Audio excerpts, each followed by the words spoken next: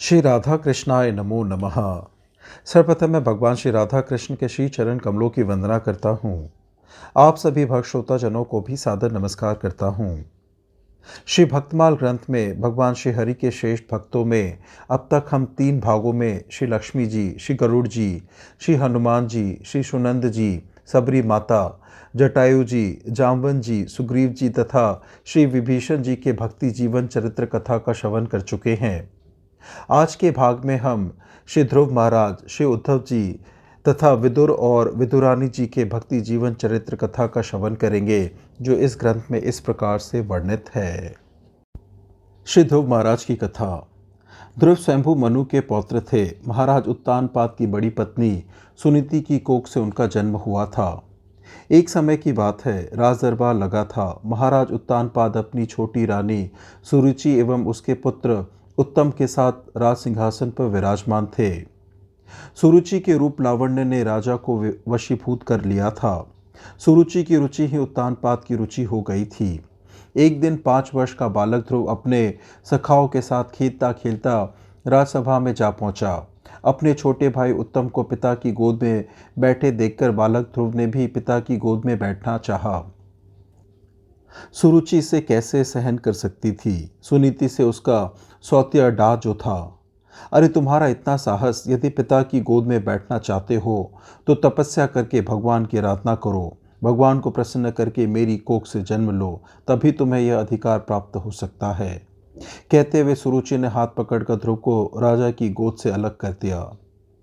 यद्यपि अबोध बालक ध्रुव पूरी बात ना समझ सका, परंतु मेरा अपमान हुआ है और भगवान की आराधना से ही अपमान से छुटकारा मिल सकता है, इतनी बात तो उनकी समझ में आ ही गई। केवल इतनी सी बात बालक ध्रुव को अमोघ भगवत कृपा का अनुभव कराने की हेतु बन गई। विपरीत परिस्थितियां प्राय मनुष्य को भगवत कृपा प्राप्त कराने में बड़ी सहायक होती है। रुदन ही तो बालक का बल है। ध्रुव रोता रोता अपनी माता सुनीति के पास पहुंचा। सुनीति ने उसकी पूरी बात सुनी और कहा, पुत्र, सचमुच में मैं अभागिनी हूँ। तुम्हारे पिता तुम्हारी छोटी माता सुरुचि के हाथ बिके हुए हैं। तुम्हारी अभिलाषा तो एक भगवान ही पूर्ण कर सकते हैं। भगवान विष्णु की आराधना से सब कुछ सुलभ है।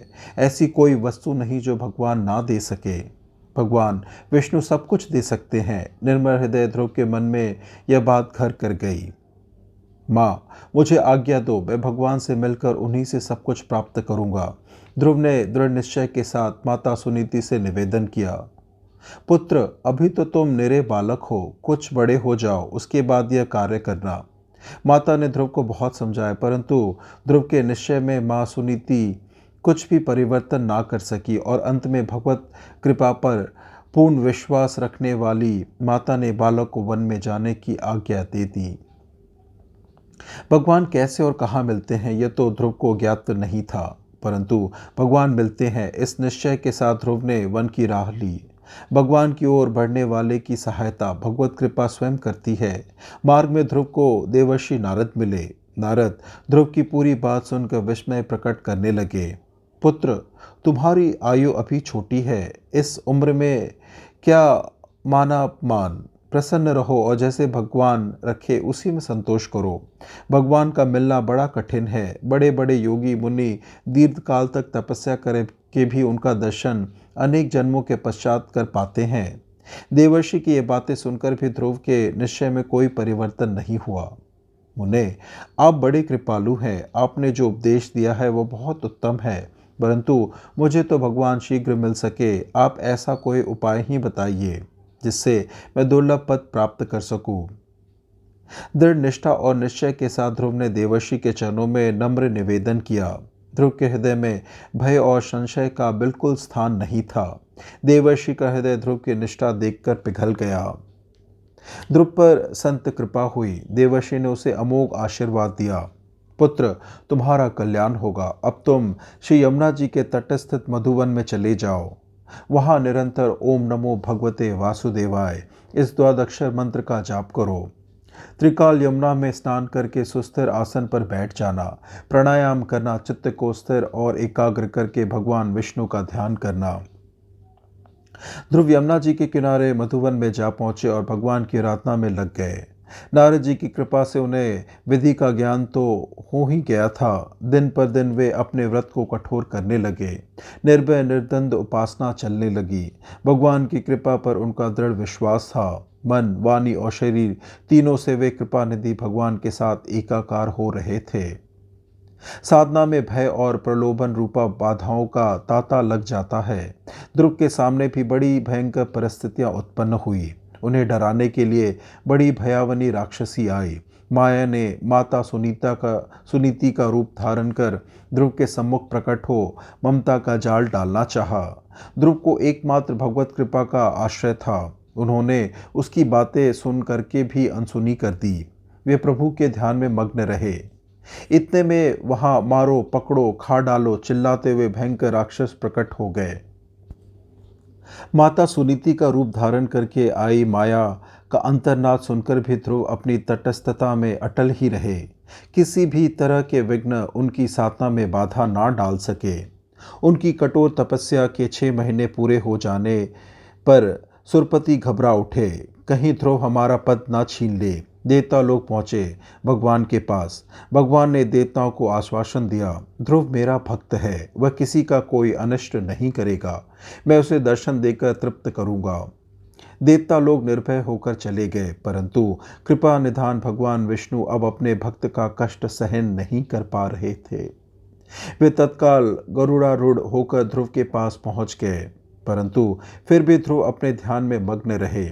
भक्त को साध्य तो प्रिय होता ही है, किंतु साध्य से साधन भी कम प्रिय नहीं लगता।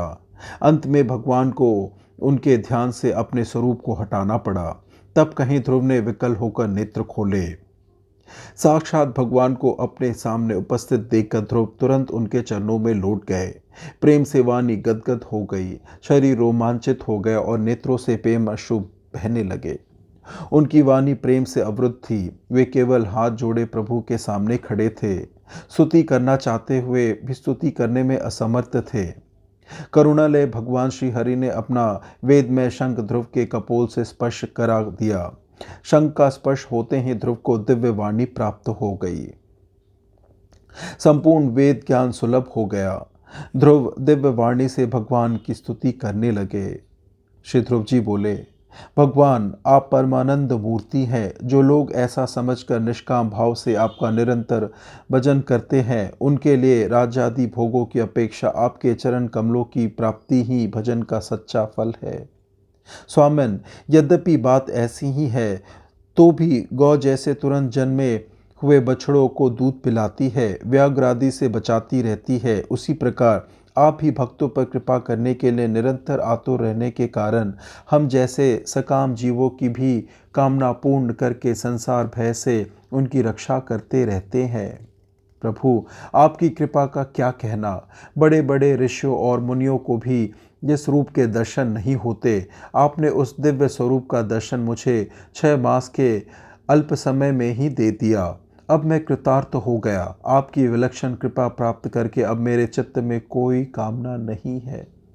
मुझे केवल आपके सानिध्य की ही इच्छा है। पुत्र ध्रुव, तुम्हारे मन में अब कोई कामना नहीं है, परंतु मेरी आज्ञा का तुम्हें पालन करना ही होगा।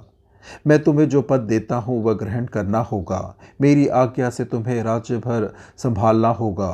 ग्रह नक्षत्रों से ऊपर तुम्हें ध्रुव पद प्राप्त होगा। जीवन भर तुम पर मेरी अनोखी कृपा बरसती रहेगी। कल्प के अंत में तुम मेरे पास ही आओगे, जहाँ से तुम्हें फिर लौटना नहीं होगा। कृपालु श्री हरि ने ध्रुव को कृपा में आदेश दिया।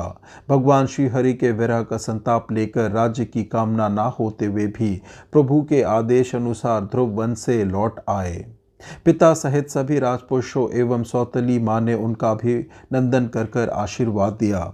सुनीति ने तो आरती उतारते हुए प्रेम अश्रुओं से अपने प्रिय पुत्र का अभिषेक किया।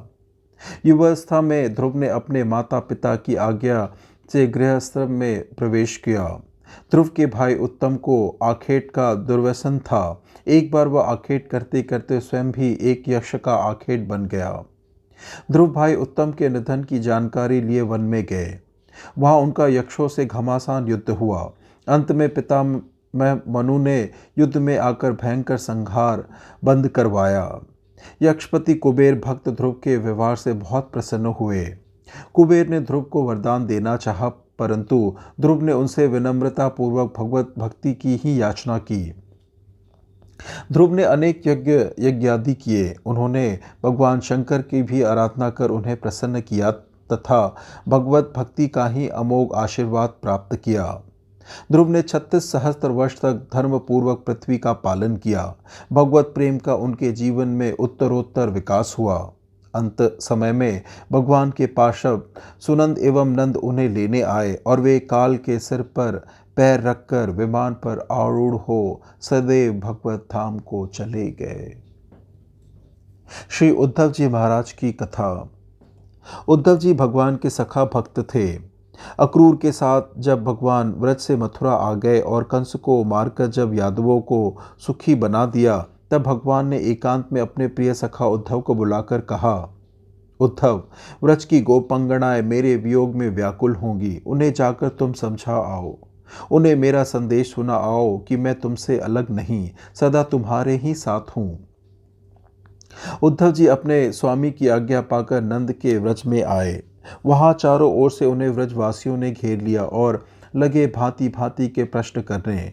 कोई आंसू बहाने लगा, कोई मुरली बजाते बजाते रोने लगा, कोई भगवान का कुशल समाचार पूछने लगा। उद्धव जी ने सबको यथा योग्य उत्तर दिया और सबको धैर्य बंधाया।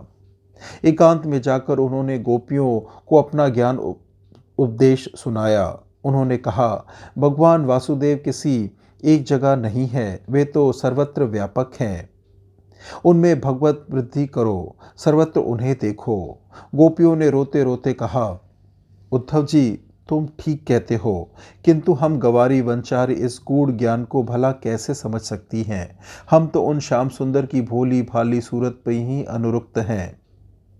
उनका यह हास्ययुक्त मुखारविंद, वह काली काली घुंघराली अलकावली, वह वंशी की मधुर ध्वनि हमें हठात अपनी ओर खींच रही है। वृंदावन की समस्त भूमि पर उनकी अनंत स्मृतियां अंकित है।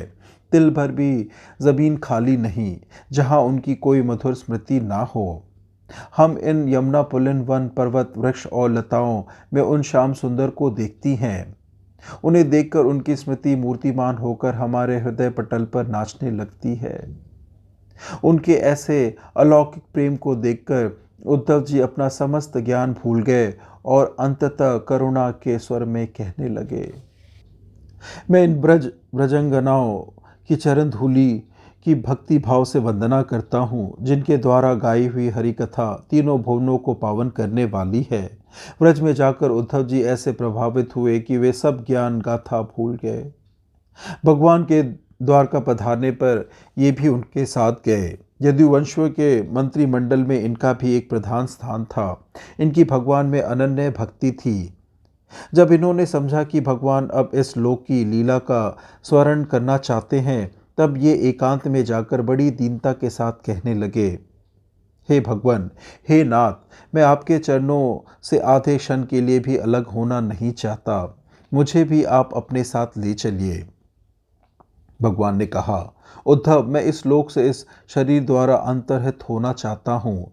मेरे अंतर्हित होते ही यहाँ घोर कलयुग आ जाएगा, इसलिए तुम बद्रिकाश्रम को चले जाओ और वहाँ तपस्या करो। तुम्हें कलयुग का धर्म नहीं व्यापेगा।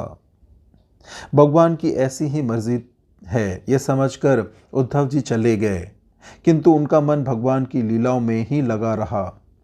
जब सब यादव प्रभास क्षेत्र को चले गए तो भगवान की अंतिम लीला को देखने उद्धव जी भी प्रभास में आए। तब तक समस्त यदुवंशियों का संहार हो चुका था।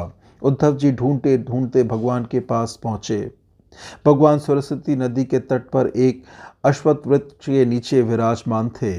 उद्धव जी ने रोते रोते उन्हें प्रणाम किया। देवयोग से पराशर के शिष्य मैत्रेय जी भी वहां आ गए।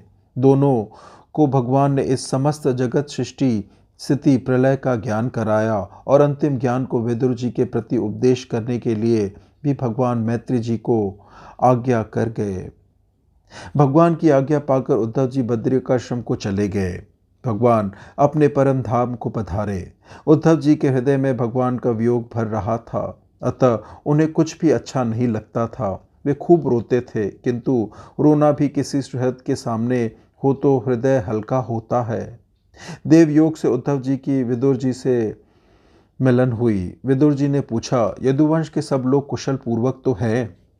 यदुकुल का नाम सुनते ही उद्धव जी ढा बांध कर रो पड़े और रोते रोते बोले, कृष्ण रूपी सूर्य के अस्त होने पर, काल रूपी सर्प के ग्रसने जाने पर, हे विदुर जी, हमारे कुल की अब कुशल क्या पूछते हो? ये पृथ्वी हतभागिनी है और उनमें भी ये यदुवंशी सबसे अधिक भाग्यहीन है, जो दिन रात पास में रहने पर भी भगवान को नहीं पहचान सके। जैसे समुद्र में रहने वाले जीव चंद्रमा को नहीं पहचान सकते। इसके बाद उद्धव जी ने यदुवंश के क्षय की सब बातें सुनाई। उद्धव जी परम भागवत थे। वे भगवान के अभिन्न विग्रह थे। उनके संबंध में भगवान ने स्पष्ट कहा है, मेरे इस लोक से चले जाने के पश्चात उद्धव मेरे ज्ञान की रक्षा करेंगे। उद्धव मुझसे गुणों में तनिक भी कम नहीं है, अतः वे ही सबको इसका उपदेश करेंगे। जिनके लिए भगवान ऐसा कहते हैं, उनके भगवत प्रेम के संबंध में क्या कहा जा सकता है। श्री विदुर और विदुरानी जी की कथा। मांडव ऋषि के शाप से यमराज जी ने ही दासी पुत्र के रूप में धृतराष्ट्र तथा पांडु के भाई होकर जन्म लिया था। यमराज जी भगवतचार्य है। अपने इस रूप में मनुष्य जन्म लेकर भी वे भगवान के परम भक्त तथा धर्मपरायण ही रहे। विदुर जी महाराज धृतराष्ट्र के मंत्री थे तथा सदा इसी प्रयत्न में रहते थे कि महाराज धर्म का पालन करे। नीति शास्त्र के ये महान पंडित और प्रवर्तक थे। इनकी विदुर नीति बहुत ही उपायदेय और प्रख्यात है। जब कभी पुत्र स्नेहवश धृतराष्ट्र पांडवों को कलेश देते या उनके अहित की योजना सोचते, तब विदुर जी उन्हें समझाने का प्रयत्न करते। स्पष्टवादी और न्याय का समर्थक होने पर भी धृतराष्ट्र इन्हें बहुत मानते थे। दुर्योधन अवश्य ही इनसे जला करता था। धर्मरथ पांडु के पुत्रों से ये स्नेह करते थे।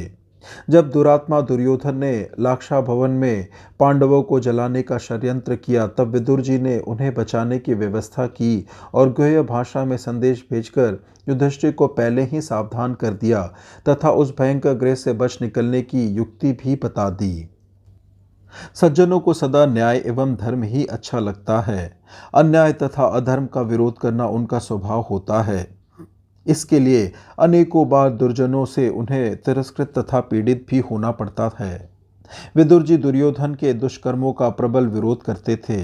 जब कौरवों ने भरी सभा में द्रौपदी को अपमानित करना प्रारंभ किया, तब वे रुष्ट होकर सभा भवन से चले गए। पांडवों के वनवास के समय दुर्योधन के भड़काने से धृतराष्ट्र ने विदुर जी को कह दिया, तुम सदा पांडवों की ही प्रशंसा करते हो, अतः उन्हीं के पास चले जाओ। विदुर जी वन में पांडवों के पास चले गए।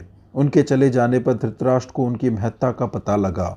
विदुर से रहित अपने को वे असहाय समझने लगे। तब दूत भेजकर विदुर जी को उन्होंने फिर बुलाया। मान अपमान में समान भाव रखने वाले विदुर जी लौट आए। पांडवों के वनवास के 13 वर्ष कुंती देवी विदुर जी के यहाँ ही रही थी। तब श्री कृष्णचंद्र सानंद कराने पधारे। तब दुर्योधन का स्वागत सत्कार उन्होंने अस्वीकार कर दिया। उन मधुसूदन को भी कभी ऐश्वर्य संतुष्ट नहीं कर पाता। वे तो भक्त के भाव भरे तुलसी दल एवं जल के ही भूखे रहते हैं। श्री कृष्णचंद्र ने धृतराष्ट्र, भीष्म, भूरिश्रवा आदि समस्त लोगों का आतिथ्य अस्वीकार कर दिया और विदुर जी के घर वे बिना निमंत्रण के ही पहुंच गए। अपने सच्चे भक्त का घर तो उनका अपना ही घर है। विदुर के शाक को उन त्रिभुवनपति ने नैवेद्य बनाया। विदुरानी के केले के छिलके की कथा प्रसिद्ध है। महाभारत के अनुसार विदुर ने विविध व्यंजन आदि से उनका सत्कार किया था। महाराज धृतराष्ट्र को भरी सभा में श्री कृष्णचंद्र के सम्मुख तथा केशव के चले जाने पर अकेले भी विदुर ने समझाया, दुर्योधन पापी है, इसके कारण कुरुकुल का विनाश होता दिखता है। इसे बांधकर आप पांडवों को दे दें। दुर्योधन इससे बहुत बिगड़ा। उसने कठोर वचन कहे। विदुर जी को युद्ध में किसी का पक्ष लेना नहीं था, अतः शस्त्र छोड़कर वे तीर्थाटन को चले गए। अवधूत वेश में वे तीर्थों में घूमते रहे। बिना मांगे जो कुछ मिल जाता वही खा लेते। नंगे शरीर कंद मूल खाते हुए वे तीर्थों में लगभग 36 वर्ष विचरते रहे। अंत में मथुरा में इन्हें उद्धव जी मिले। उद्धव जी से उन्हें महाभारत युद्ध, यदुकुल के क्षय तथा भगवान के स्वधागमन का समाचार मिला। भगवान ने स्वधाम पधारते समय महर्षि मैत्रेय को आदेश दिया था विदुर जी को उपदेश करने का। उद्धव जी से यह समाचार पाकर विदुर जी हरिद्वार गए। वहाँ मैत्रेय जी से उन्होंने भगवत दृष्टि तत्वज्ञान प्राप्त किया और फिर हस्तिनापुर आए। हस्तिनापुर विदुर जी केवल बड़े भाई धृतराष्ट्र को आत्मकल्याण का मार्ग प्रदर्शन करने आए थे। उनके उपदेश से धृतराष्ट्र एवं गांधारी का मोह दूर हो गया और वे विरक्त होकर वन को चले गए। विदुर जी तो सदा से विरक्त थे। वन में जाकर उन्होंने भगवान में चित्त लगाकर योगियों के भांति शरीर को छोड़ दिया। एक बड़ी ही सुंदर कथा है। जिस समय भगवान श्री कृष्ण विदुर जी के दरवाजे पर पहुंचे, उस समय उनकी स्त्री स्नान कर रही थी। आते ही श्री कृष्ण ने बाहर से आवाज लगाई। विदुरानी ने सुनते ही श्री कृष्ण की आवाज पहचान ली और सुध बुध खो गई, जैसे उस स्वर में कोई आकर्षण हो। वस्त्र पहने बिना ही वह ज्यों की त्यों दौड़ आई और किवाड़ खोलकर भगवान के दर्शन किए। भगवान ने जब उनका यह हाल देखा तो छट से कमर से लिपटा हुआ पीतांबर उनके शरीर पर डाल दिया। अब विदुरानी को होश आया। वह बड़ी लज्जित हुई और जल्दी से ही अंदर जाकर कपड़े पहन आई। इसके अनंतर वह श्री कृष्ण के पास आकर बैठ गई और खिलाने के लिए लाए हुए केलों के छील छील कर प्रेम में बेसुध होने के कारण गूदे के स्थान पर छिलके खिलाने लगी। इतने में पतिदेव श्री विदुर जी भी आ गए। उन्होंने यह दृश्य देखा तो अपनी पत्नी पर बहुत झल्लाए। विदुरानी को जब अपनी भूल मालूम हुई तो उन्हें बड़ा कष्ट हुआ। प्रेमाधिक के कारण पत्नी से हुई भूल को विचार कर श्री विदुर जी भगवान को केले के गूदे खिलाने लगे। अब उनके हृदय को शांति मिली। फिर भी बार बार यही सोचते रहे कि स्त्री ने छिलका खिलाकर भगवान को बड़ा कष्ट दिया। इस पर भगवान ने प्रसन्न होकर कहा, विदुर जी, आपने यह काम ठीक किया कि मुझे केले खिलाए, पर सच बात तो यह है कि इतने पर भी जैसा स्वाद उन छिलकों में मिला था वैसा इन केलों के गूदों में कहाँ। उधर श्री विदुरानी अपने मन में कह रही थी, हाय, इन हाथों को मैं कैसे काट डालूं जिन्होंने गूदा तो फेंक दिया और छिलका खिला दिया। धन्य है विदुर विदुरानी और धन्य है उनकी भक्ति। सूरदास जी ने भी प्रभु द्वारा विदुर जी के यहाँ भोजन कराने का प्रधान कारण प्रेम ही माना है। सबसो ऊंची प्रेम सगाए, दुर्योधन के मेवा त्यागो, साग विदुर घर खाए, झूठे फल सबरी के खाए, बहुविधि स्वाद बताए, प्रेम के बस नृप सेवा, किन्हीं आप बने हरि नाए, राजसु यज्ञ युधिष्ठिर कीन्हो, तामे झूठ उठाई, प्रेम के बस पारथ रत हाके, भूली गए ठकुराई, ऐसी प्रीति बड़ी वृंदावन, गोपिन नाच नचाए, सूरकूर ही लायक नाही, कहे लागी करो बड़ाई। इस प्रकार से भगवान श्री हरि के शेष भक्तों में आज हमने ध्रुव जी महाराज, उद्धव जी तथा विदुर विदुरानी के भक्ति जीवन कथा का श्रवण किया। श्रवण करने के लिए और अपना बहुमूल्य समय देने के लिए आपको धन्यवाद। त्रुटियों के लिए क्षमा प्रार्थी हूँ। श्री राधा कृष्णाय नमो नमः।